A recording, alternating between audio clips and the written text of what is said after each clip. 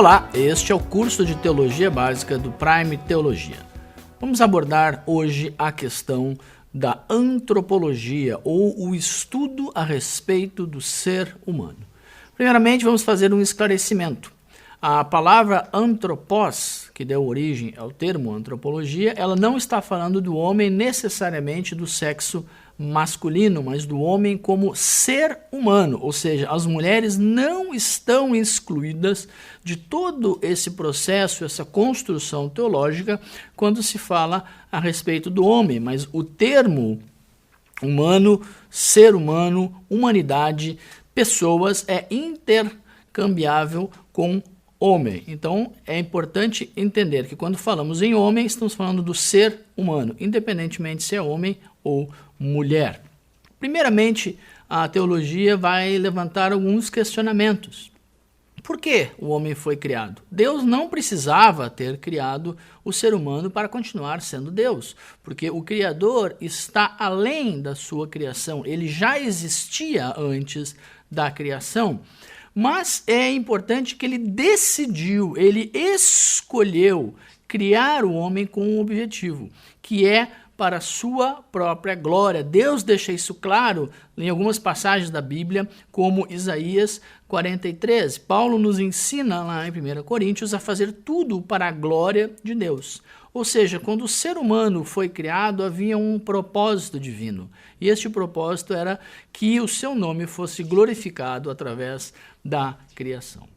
Isso nos remete ao questionamento existencial. Qual é o propósito? O que é que eu, como ser humano, estou fazendo na Terra? Jesus, quando desenvolveu seu ministério e ensinou aos apóstolos, ele disse que veio para que nós tenhamos vida. Ou seja, existe uma diferenciação da vida meramente biológica, meramente carnal, humana, palpável, e uma vida espiritual, que é oferecida, que é fornecida apenas pelo nosso relacionamento correto com a pessoa de Deus, Pai, Filho e Espírito Santo. É muito comum, quando se pensa em criação, o levantar de uma questão bastante antiga. Afinal de contas, a Bíblia não fala sobre a evolução, mas a ciência humana, todo o conhecimento nos últimos séculos tem tentado apontar para este conceito que vai de encontro, que vai negar aquilo que a Bíblia fala. Existem tentativas teológicas de conciliar as duas coisas. Se fala, por exemplo, no que é a evolução teísta, ou seja, Deus de alguma maneira estaria envolvido na criação do homem e permitiu, através da natureza, das leis evolutivas, que este homem fosse evoluindo e se transformando até chegar no ser humano ou o Homo sapiens, como a ciência chama. Também existe a ideia da evolução ateísta. Deus não tem nada a ver com essa participação. Deus não tem o envolvimento necessário com a criação do homem, mas isso anula aquilo que a Bíblia começa dizendo, que Deus criou todas as coisas e que o homem é o ápice da criação.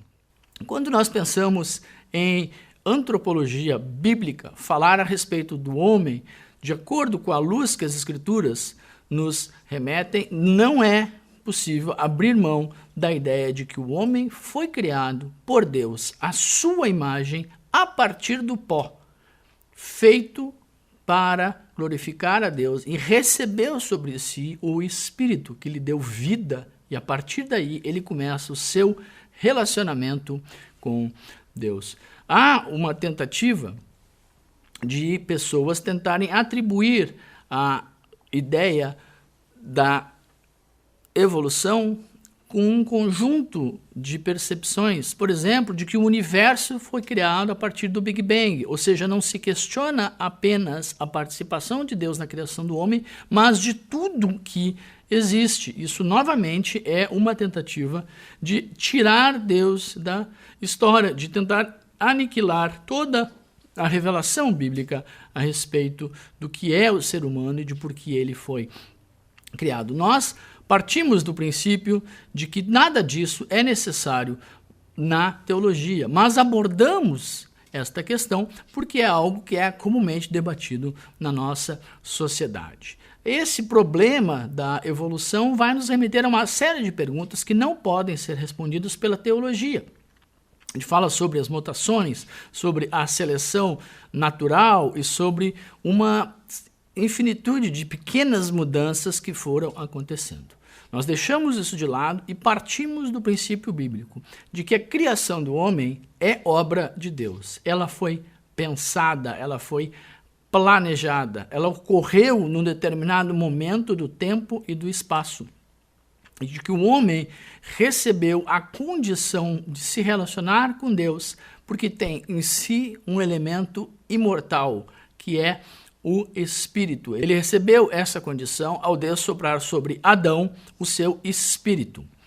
Quando nós pensamos em Adão, a palavra Adão, hebraico, significa uma ideia mais plural. Então não era um nome próprio de um homem, mas sim simbolizava humanidade. Ou seja, toda a humanidade foi criada e a Bíblia diz que foi criada à imagem de Deus.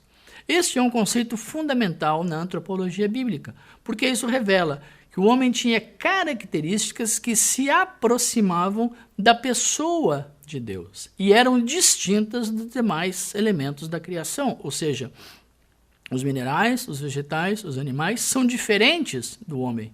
O homem é o ponto máximo, é o ponto alto de toda a criação, porque o homem tem coisas em si, na sua criação, que revelam essa diferença em relação ao restante da criação. Por exemplo, aspectos morais.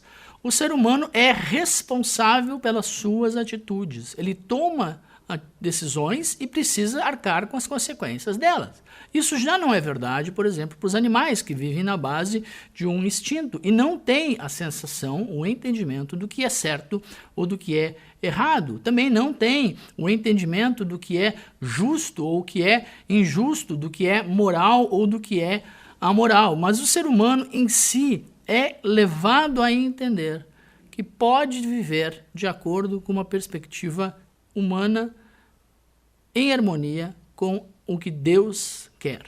Deus criou o ser humano com aspectos espirituais. Isso também o distingue dos animais. Nós temos um corpo físico, é verdade, pode ser visto e percebido, mas também temos elementos espirituais. Assim como Deus é espírito, o ser humano possui um espírito e tem uma vida espiritual. E esse espírito traz em si a imortalidade. Ele não poderá morrer. Isso revela que existe essa transcendência divina revelada na criação. Também temos alguns aspectos mentais. O ser humano é capaz de raciocínio. Os animais não filosofam, não pensam, não são capazes de questionar a sua própria existência. O ser humano também se distingue do restante da criação por ter uma linguagem. Ela pode ser construída, ou seja, se Deus é um Deus que fala, ao criar o homem e revelar a sua imagem no homem, esse homem também tem condição de se comunicar, de se relacionar com os demais. Nossas semelhanças com Deus estão relacionadas com a capacidade do homem criar. Deus deu uma graça que é plena, ou seja, o Deus criador também fez um homem que é criador. Ele é capaz de, por exemplo, criar as letras, criar a arte, criar a música, criar as questões científicas, tecnológicas. Tudo isso revela que Deus está mostrando no ser humano aspectos da sua própria natureza. Os nossos sentimentos, embora não possam ser identificados dentro do corpo, o ser humano tem em si a capacidade de demonstrar tantas coisas que os animais, por exemplo, não podem demonstrar. Alegria, tristeza, são sentimentos que normalmente são associados aos animais, mas a complexidade desses sentimentos é distinta no ser humano e no animal. Por quê? O homem tem aspectos relacionais. Ainda que é possível um homem ser amigo de um animal ou se considerar amigo, a relação jamais será igual do que um homem é capaz de ter com outro homem. Um ser humano é capaz de ter com outro ser humano. Assim como Deus é relacional, Deus Pai se comunica com os seus filhos, Deus Pai se comunica com Deus Filho, e com Deus e Espírito Santo, o ser humano é capaz de se comunicar entre si e também esse aspecto relacional com o próprio Deus, porque essa espiritualidade que foi dada ao homem é distintiva. Vamos pensar sobre a natureza do homem. O homem é formado de uma parte física, que nós chamamos de corpo. Para alguns teólogos, esta parte imaterial do homem, também chamada de alma ou espírito, revelam que a criação é dicotômica. O homem é corpo e alma ou espírito. Um outro grupo de teólogos diz que não, que o homem foi criado como um corpo, tem uma alma e também um espírito, e que alma e espírito, que é a parte imaterial do corpo, são termos intercambiáveis, ou seja, em alguns textos vai sugerir que é a mesma coisa. Porém, Paulo nos dá uma dica lá em 1 Tessalonicenses de que existe um processo de Deus que ocorre no corpo, na alma e no espírito.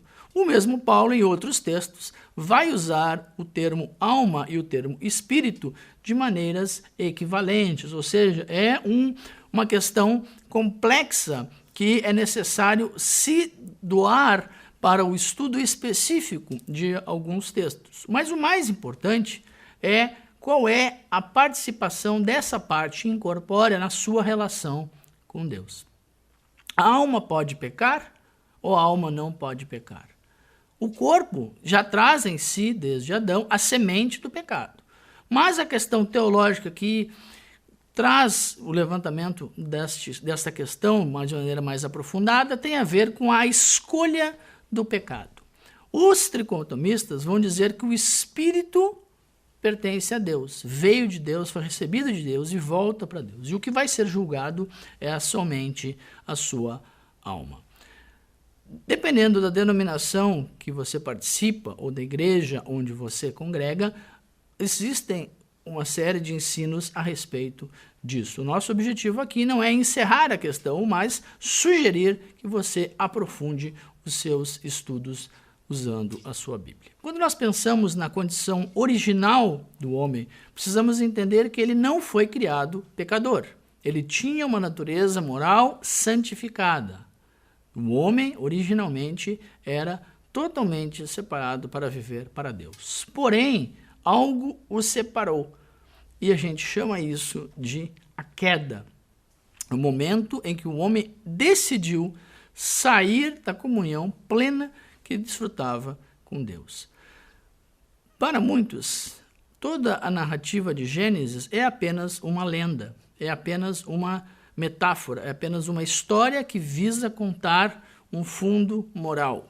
Mas é importante entendermos que mesmo que esse pensamento possa existir, não muda o fato de que a Bíblia fala de que o homem está separado de Deus após a tentação.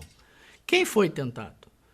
Adão, ou humanidade, e posteriormente Eva, a mãe de todas as criaturas. E os dois igualmente perderam aquele aspecto original da sua criação. Eles caíram da graça de Deus. Eles tinham sobre si uma responsabilidade, que era cuidar da terra, dominar a terra. Mas abriram mão daquilo porque foram reprovados numa espécie de teste, que é chamado de a tentação. O diabo não os forçou, mas ele ofereceu a eles uma oportunidade. Isso é revelado através de uma imagem, de um fruto em uma determinada árvore, chamada árvore do conhecimento do bem e do mal. O tentador, como vimos na lição passada, é Satanás. Ele é um ser espiritual real, que traz a maldade, oferece a oportunidade para a maldade entrar no mundo e, infelizmente, o homem cede essa tentação. Qual era o objetivo de Satanás? Que o homem fosse como Deus, conhecedor do bem e do mal. Tanto Adão quanto Eva cedem à tentação, ouvem a Satanás e recebem, por causa disso, uma penalidade. As penalidades da queda. Adão e Eva trouxeram sobre si uma maldição. A Bíblia fala claramente que sobre toda a raça humana, todos os seres humanos, ocorreu uma maldição que era a consequência desta atitude pecaminosa, o que seja, ficar afastado da comunhão de Deus. Satanás, aqui presente na figura de uma serpente, também recebeu uma punição, mas já ali, naquele momento, existe uma prefiguração daquilo que Deus havia de fazer. Ele fala que Eva daria à luz a um filho, e esse filho dominaria o pecado, ou seja, pisaria na cabeça da serpente. Isto é chamado de o proto-evangelho, a primeira promessa de resgate da parte de Deus do elemento da queda, que veremos mais adiante, chama-se redenção. Eva também tem consequências da sua atitude. Ela passará a ter dor na hora de dar à luz a um filho e precisará ser submissa ao seu marido. Tanto Adão quanto Eva têm como consequência a expulsão do Éden. O pecado de Adão e Eva foi passado por toda a raça humana. Romanos, no capítulo 5, vai fazer um contraste muito claro desta semente, daquilo que iniciou do pecado na queda, e isso vai terminar com a vinda de Cristo Jesus e sua morte na cruz. De fato, o pecado nunca foi desfeito.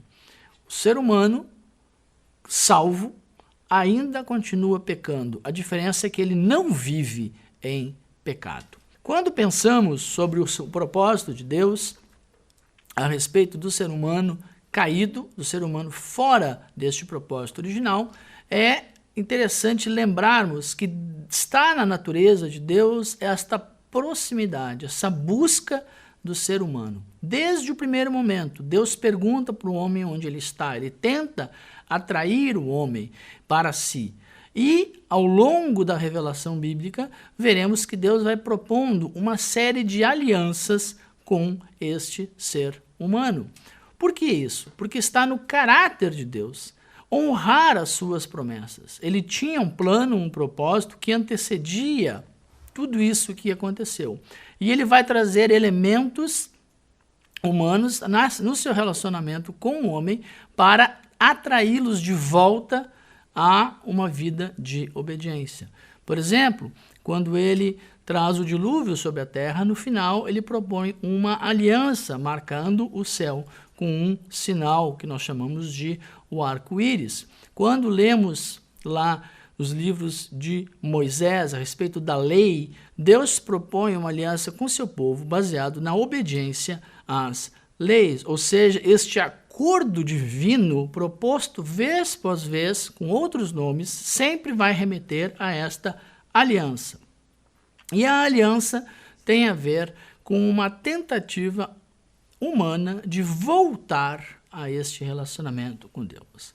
Mas ela só será possível ser completada de forma plena através da redenção. A redenção é o que é chamado o ato de Cristo Jesus ter feito uma nova aliança através do seu sangue, através do seu sacrifício. Assim como o sangue dos animais serviu como aliança para a lei, o sangue de Cristo serve para a aliança neste novo tempo, onde Deus vai tentar buscar o ser humano para si através daquilo que ele faz. É a aliança da graça. Esta aliança ainda está em vigor, ela está disponível para todos aqueles que entendem que no pecado original o homem se afastou de Deus, mas através de Cristo Jesus ele pode voltar a ter um relacionamento de acordo com o propósito eterno de Deus. Concluímos assim a parte de antropologia bíblica. Revise a sua apostila e continuaremos na próxima aula.